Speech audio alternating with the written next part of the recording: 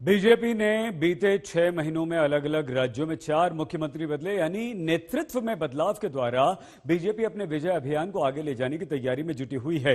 इन बदलावों में प्रधानमंत्री नरेंद्र मोदी की इस कार्यशैली की साफ झलक है, जिसमें उम्मीदों की कसौटी पर खरा उतरना ही सबसे बड़ा पैमाना माना जाता है।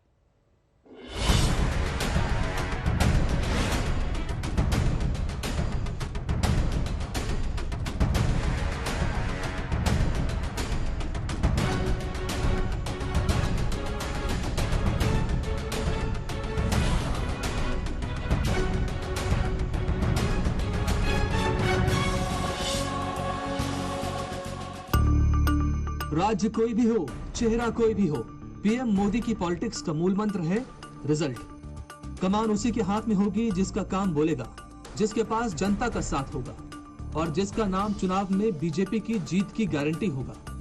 वरना चाहे सिर पर चुनाव हो, बीजेपी नेतृत्व में बदलाव से पीछे नहीं हटेगी। हाल में कई राज्यों में बीजेपी पीएम मोदी के इस फॉर्मूले पर चलकर कई सीएम बदल चुकी है।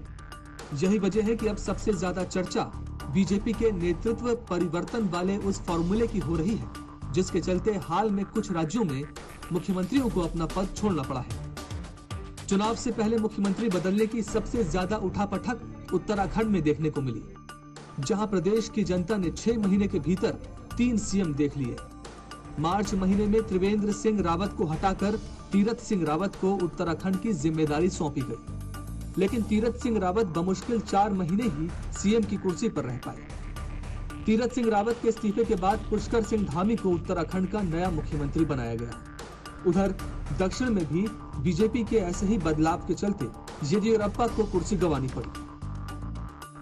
कर्नाटक में काफी समय से नेतृत्व में बदलाव की चर्चा थी और कर्नाटक सरकार के 2 साल पूरा होने के मौके पर येदियुरप्पा को अपना पद छोड़ना पड़ा।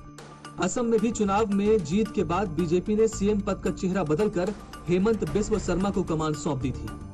ये पीएम मोदी का सीधा पैमाना है, कसौटी है उम्मीदों पर खरे उतरने की, वरना गद्दी ज्यादा दिन रहने वाली नहीं। हालांकि कई विरोधी इस रणनीति को लेकर बीजेपी पर हमला बोल रहे हैं। अगस्त में आरएसएस और बीजेपी का गुप्त सर्वे चौंकाने वाला था।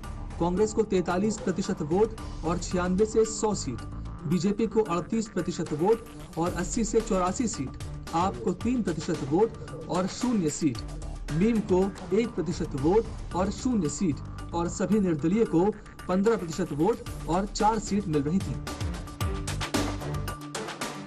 ऐसा नहीं है कि सिर्फ सीएम बदलने से पार्टी पर आने वाले चुनाव का खतरा पूरी तरह खत्म हो जाता है।